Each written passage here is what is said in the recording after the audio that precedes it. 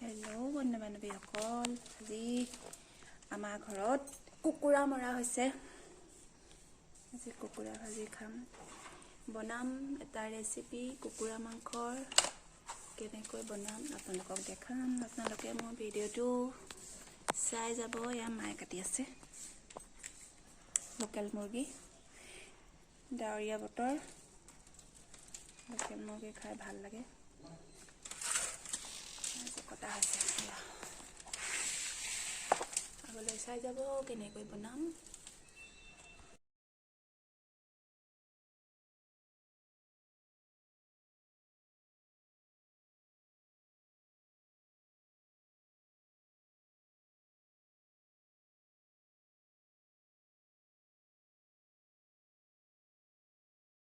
আমাৰ এতিয়া মাংস কুটা হৈ গ'ল। আমি অলপ পিছত কেনে বনাম আৰু খানাটো। এইখিনি এটা বেলেগ আইটেম হ'ব আৰু এইখিনিও বেলেগ এটা আইটেম হ'ব। কেনেকৈ বনাওঁ আপোনালোকক দেখাই যাম। চাই যাব আগলৈকে ভিডিঅ'টো। আদা নহৰু কটা হৈছে, কাটি থোৱা হৈছে। এতিয়া লাহেকৈ বনাব মায়ে।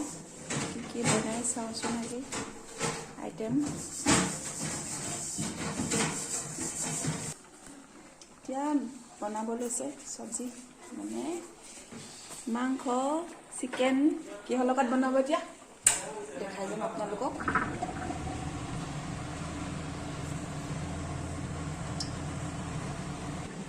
মায়ে বনাই আছে এইটো আইটেম। মানে মই বনাব নাজানো, সেইকাৰণে মাক দিছোঁ বনাবলৈ। তেল পকিছে নাই জানো, চাওঁ অকণ পিঁয়াজ চাওঁ।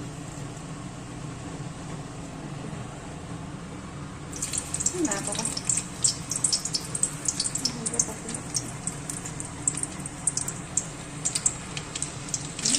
পিঁয়াজ দিয়া হৈছে। আদা নহৰু দিব লাগিব, আদা নহৰু দিব লাগিব।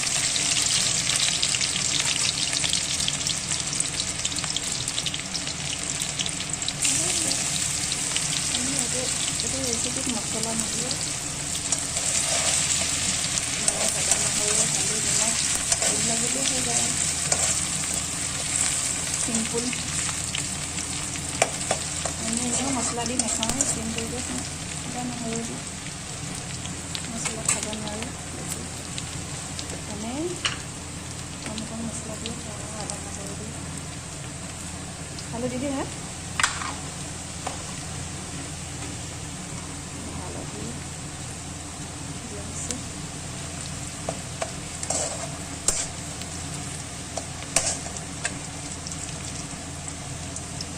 কম বেছি নিদিয়ে, বেছি দিব লাগে।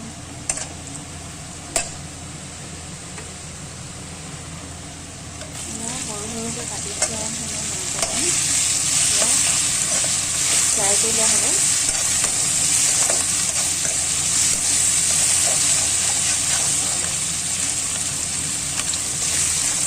আমি মানুহে কম যে, সেইকাৰণে ৰেচিপিটো বেছিকৈ বনোৱা নাই, কমকৈ বনোৱা হৈছে।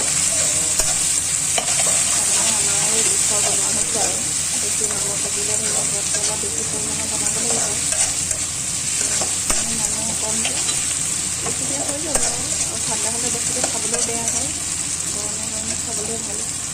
তেতিয়া অলপ ফ্ৰাই কৰা হ'ব। ফ্ৰাই হৈ আছে মাংসটো, দিয়াৰ পিছত আকৌ দিয়া হয়। ইয়াত আকৌ পানী দিব লাগিব নেকি?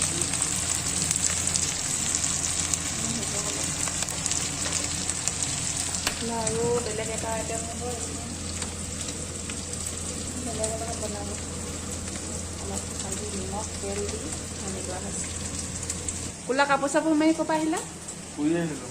ক'ৰ পৰা শুই আহিলা? শুই আহিলা? তেওঁ বেটা এতিয়া লাগিবলৈ আহিছিল, পাকঘৰত লাগি থাকে, ভাল পায়। মাংস বনালে আহে আৰু অলপ লাগি দিবলৈ। মানে মাংস বনালে ই নুচুলে ভাল নালাগে। মই বেয়া পাওঁ বাৰু মাংস বনাই, ভাল পাই যে লাগি থাকে। এই দি দিলেও হ'ব, বেছি নালাগে, সৰু সৰুকৈ কটা আছে, খাইহে যায়। ইয়াত ওলকবি আৰু আলু বইল কৰা হৈছে, সেইখিনি বেলেগকৈ বনোৱা হ'ব। এইখিনি মানে ইয়াৰ লগত বনোৱা হ'ব আজি। এতিয়া পানী দিয়া হৈছে, অলপ গৰম পানী। ঢেৰ লাগি গৈছে, মই চান্সেই নাপাইছোঁ ভিডিঅ' বুলি। পানী দিয়া হ'ল। তাৰপিছত আৰু বেলেগ এটা বস্তু দিয়া হ'ল, অলপ সিজিব লাগিব মাংসটো। তাৰপিছত আৰু বেলেগ বস্তু এটা দিয়া হ'ব, দেখা যাম কি দিম। মাংসটো এতিয়া এনেকৈ সিজাই লোৱা হ'ল পানী দি পিনে। এতিয়া ইয়াত দিয়া হ'ব, ইয়াত আপোনালোকে চিনি পাইছেনে বাৰু? এয়া হৈছে সান্দহ গুড়ি,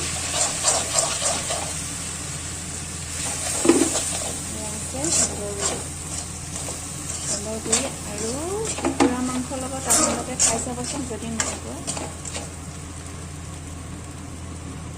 পানী অকণমান দিব লাগিব নে? এনেকৈ কুকুৰা মাংস আৰু সান্দহ গুড়িৰ লগত বনাই খাই চাব, ইমান টেষ্টি হয়। আমি প্ৰায় খাওঁ এনেকৈ।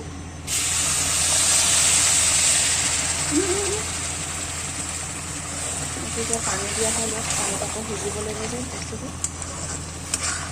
এতিয়া সিজি যাব, তেতিয়া খাবলৈ বহুত মজা লাগে, টেষ্টি, পুৰা টেষ্টি। আমাৰ লোকেল মাংসটো মানে বনোৱা হ'লে কেতিয়াবা মন গ'লে প্ৰায় এনেকৈয়ে বনোৱা হয়। পনীয়া লাগিব নি বাৰু? পনীয়া লাগিব নি?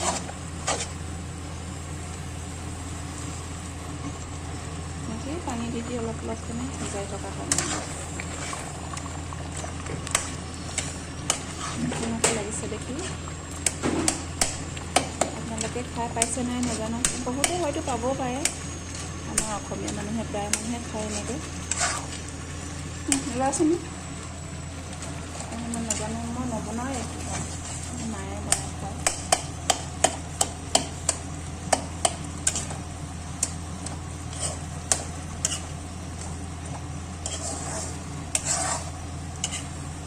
এনেকৈ আৰু গৰমে গৰমে খাবচোন, সোৱাদ লাগে। টেষ্টি ধনিয়া দিব লাগিব দিয়া হ'ল, মাংসটো দিয়া হ'বনে? অকণমান দি দিম নালাগে, হৈ গৈছে। এইটো ৰেচিপি হৈ গৈছে বাৰু। আপোনালোকেও এনেকৈ বনাই খাবচোন কেতিয়াবা, যদি পাৰে এনেকৈ বনাই খাই চাব কেতিয়াবা। লোকেল মুৰ্গীৰ লগত, মানে লোকেলৰ লগতে বেছি টেষ্টি হয় খাবলৈ।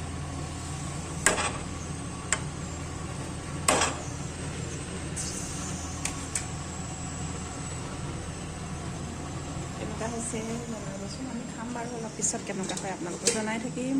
মায়ে বনাই আছে আৰু এতিয়া বেলেগ এখন বনাব লাগিব। ফুলকবিৰ লগত, ফুলকবি আৰু আলু অলপ বইল কৰি লোৱা আছে। আদা, নহৰু, পিঁয়াজ কাটি লোৱা হৈছে, এয়া বনোৱা হ'ব এতিয়া।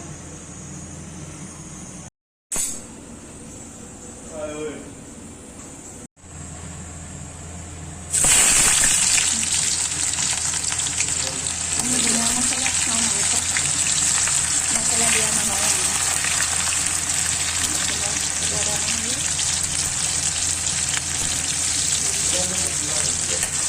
লোকেল মাংসত এনেও মছলা দিলে বেয়া লাগে খাবলৈ, মই ভাল পাওঁ। বেলেগে হয়তো দিব পাৰে মছলা, বা চবৰে টেষ্টিটো বেলেগ বেলেগ। আমি মানে বিনা মছলাতে খাওঁ টেষ্টি।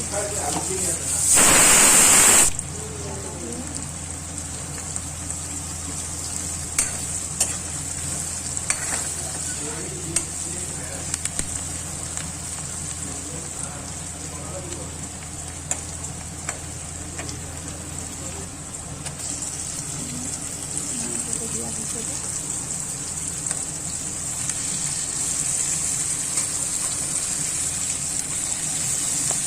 আজি চব চিকেন খানা অকল চিকেনে হ'ব।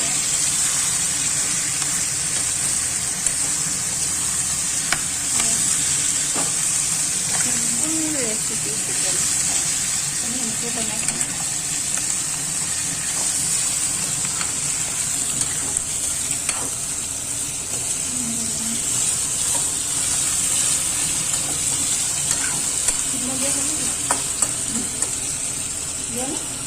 চলি অকণ দিবলৈ গ'ল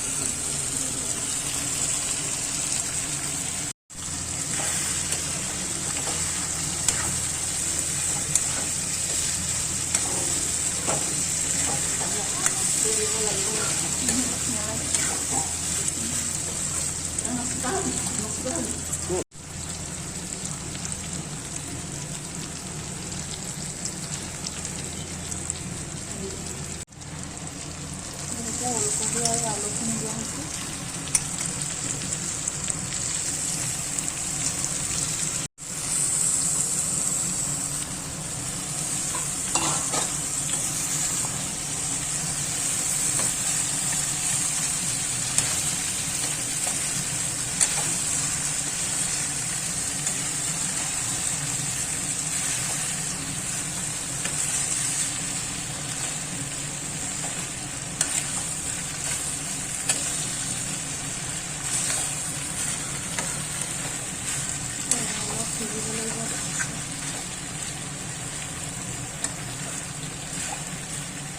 সিজা হৈ গ'ল আৰু চব্জিটো অলপ সিজিব লাগিব বইল হৈ আছে চব্জিটো সিজিলে হৈ গ'ল আৰু বনাই হৈছিলে আৰু অলপ বাকী আছে ইয়াত অলপ পানী দিব লাগিব মা পানী অলপ দিব অলপ পানী ছটিয়াই অলপ গ্ৰেভি টাইপৰ বনাম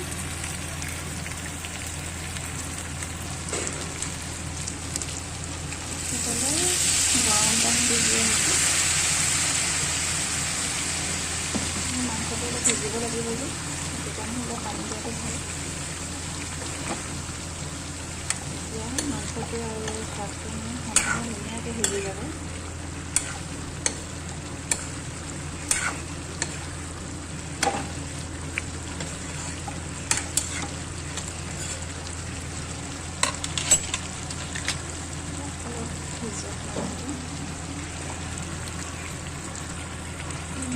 মাংসটো হৈ গৈছে ইয়াত অলপ ধনিয়া ছটিয়াই দিম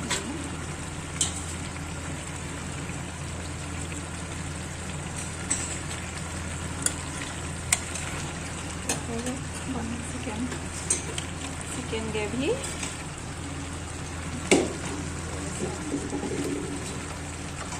আজি এনেকৈ আমাৰ খোৱা হ'ব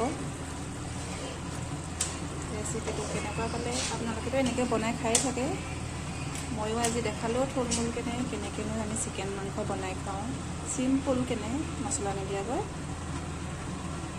আৰু মোৰ ভিডিঅ'টো আগলৈকে চাব যদি ভাল লাগে লাইক কমেণ্ট এণ্ড শ্বেয়াৰ কৰিব বুলি আশা কৰিলোঁ আৰু অন্য এটি ভিডিঅ'লৈ আপোনালোকৰ মাজলৈ আকৌ আহিম